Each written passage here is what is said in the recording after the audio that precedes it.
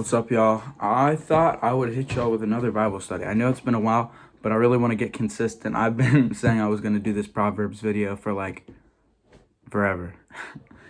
So, I'm gonna close my door real quick and then we'll hop right into it.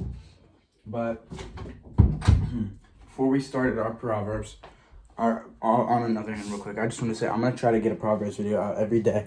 For I'm on a 75 hard of some sort with my friends, but this is what I really want to hit on because I've been saying I'm gonna do it for a while. I've been pretty lazy with it, but I really do want to read this one, of course.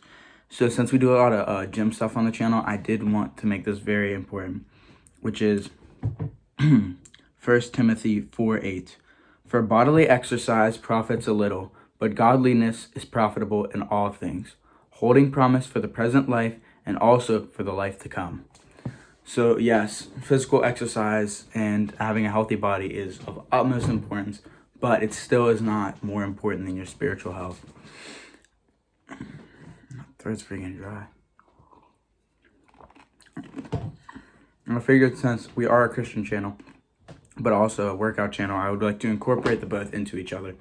Saying, yes, physical health is extremely important, but without this, nothing. It's worthless garbage. Because this body, yes, it needs to stay healthy for us to operate. But eventually when we die and we get our new bodies, and it all relies on what you learn spiritually, whether you're going to heaven or you're going to hell.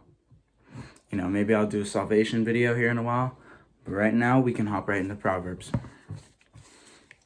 We'll do Proverbs 1 today. Proverbs 1, the purpose and theme. The Proverbs of Solomon, the son of David, king of Israel.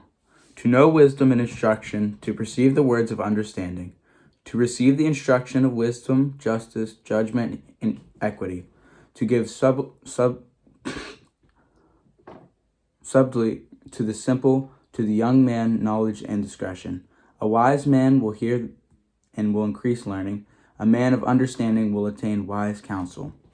So in the first 5 verses, basically what it's saying is it introduces us to Solomon, son of David, the king of Israel.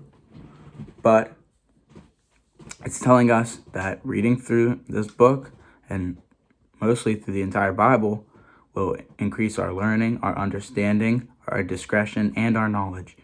It'll instruct us of wisdom, justice, judgment, and equity. All very important things, especially, no, that's not really true, never mind. But we'll continue from verse 6.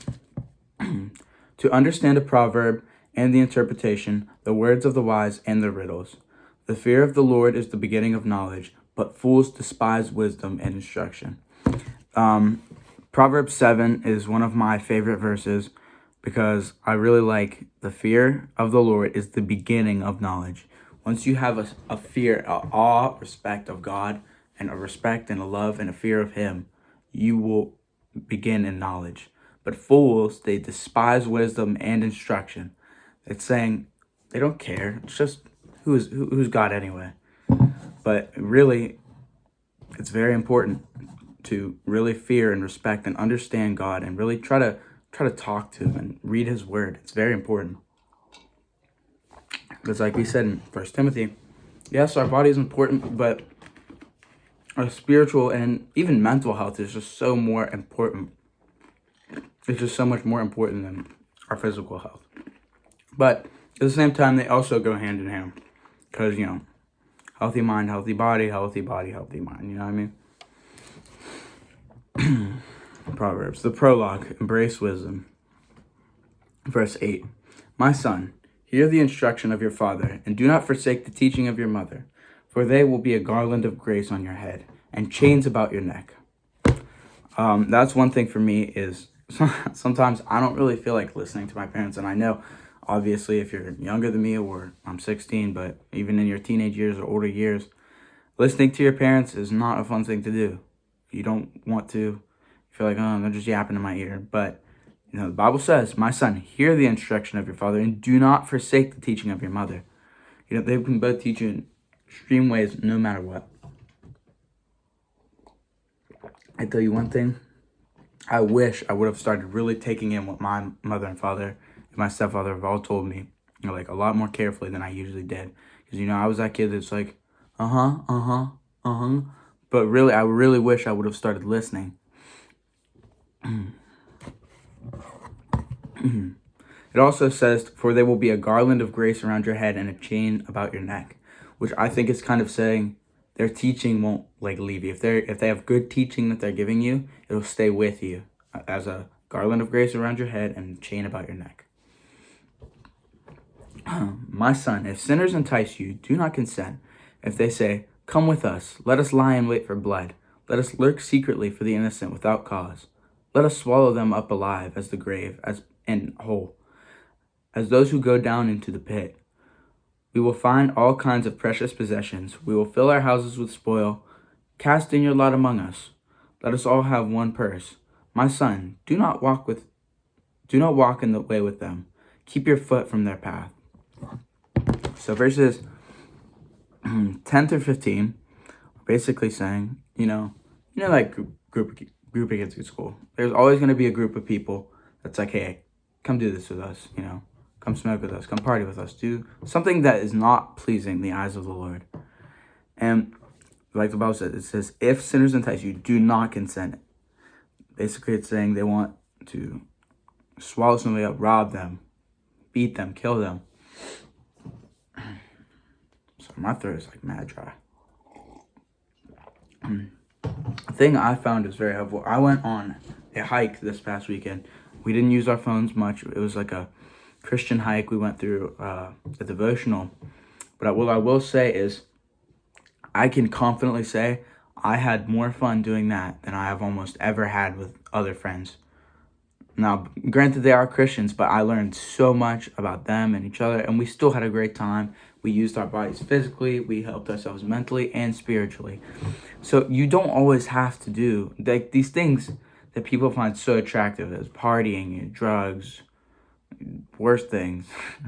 It's not, there's better. This is better. Enjoying time with friends who are going to build you up and help you is better. It's better for you. So I really think you should take to heart, if this is something you've been struggling with, my son, if sinners entice you, do not consent. My son, do not walk in the way with them. Keep your foot from their path. Verse 16 says, for their feet run to evil and make haste to shed blood. Surely in vain the net is spread, and in sight of any bird they will lie in wait for their own blood. They lurk secretly for their own lives. So are the ways of everyone who is greedy of gain, which takes the life of its owner. The call of wisdom. Wisdom cries out in the street. She utters her voice in the markets. She cries at the corner of the streets.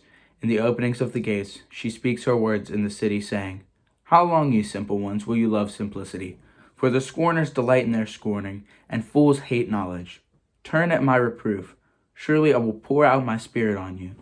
I will make my words known to you, because I have called out and you've refused. I have stretched out my hand and no man regarded. Because you neglected all my counsel and would have none of my reproof, I will also laugh at your calamity.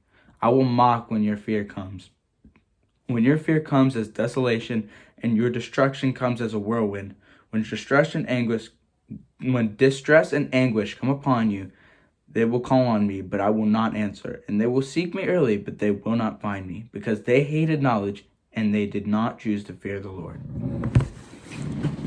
This is a call. It says, wisdom cries out in the street. She utters her voice in the markets. She cries at the corner of the streets and the openings of the gates. She speaks, saying her words into the city.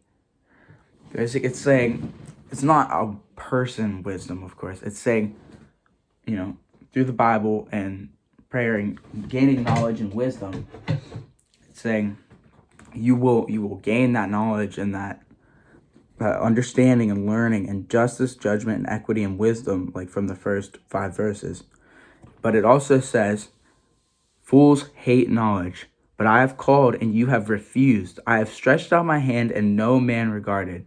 Because you neglected all my counsel and would have none of my reproof, I will also laugh at your calamity. I will mock when fear comes. When your fear comes as desolation and your destruction comes as a whirlwind, when distress and anguish come upon you. They will call on me, but I will not answer. They will seek me early, but they will not find me. So I think what it's trying to say is, retro. What it's trying to say is, get understanding and wisdom and knowledge now. Don't wait to do these things. Don't wait till it's too late and when your fear comes as desolation and your destruction comes as whirlwind, when distress and anguish come upon you. Don't wait till then. Don't wait for that. Gain wisdom and knowledge now is what this is saying. Starting up again at verse 29. Because they hated knowledge and did not choose to... Wait, no. Sorry, verse 30. They would have none of my counsel and despised all my reproof. Therefore they will eat of the fruit of their own way and be filled with their own devices. For turning away of the simple will slay them, and the prosperity of fools will destroy them. But whoever listens to me will dwell safely and will be secure from fear and evil. And that was the last little part of Proverbs 1. What's it saying? It says, also back to what it said earlier in the verse, I forgot to mention. Where is it? Because they hated knowledge and did not choose to fear the Lord, verse 29. And like I mentioned out in verse 7, one of my favorite verses, the fear of the Lord is the beginning of knowledge, but fools despise wisdom and instruction. So, like it says, but fools despise wisdom and instruction. Going back to verse 27, when your fear comes as desolation and your destruction comes as a whirlwind, when distress and anguish come upon you, they will call on me, but I will not answer. They will seek me early, but they will not find me. Just going back to a more urgent thing of saying, you need to gain wisdom now. You need to read the Bible. You need to get into the Bible. But since that was our last little bit of Proverbs, I figure we cut it here for the day. I think it was a good video. I'm sorry if I wasn't the best reader or I didn't share enough. I'm going to start trying to do these every day, and obviously through that I will become better at this. I really hope you guys enjoyed this. I really hope this spoke to you today and really helped you out. I hope you guys have a great rest of your morning. I'm going to post this in the morning, even though I filmed it the night before. But I hope you guys have a great morning, a great rest of your day, and just really go at it, get God's best, and remember, get wisdom.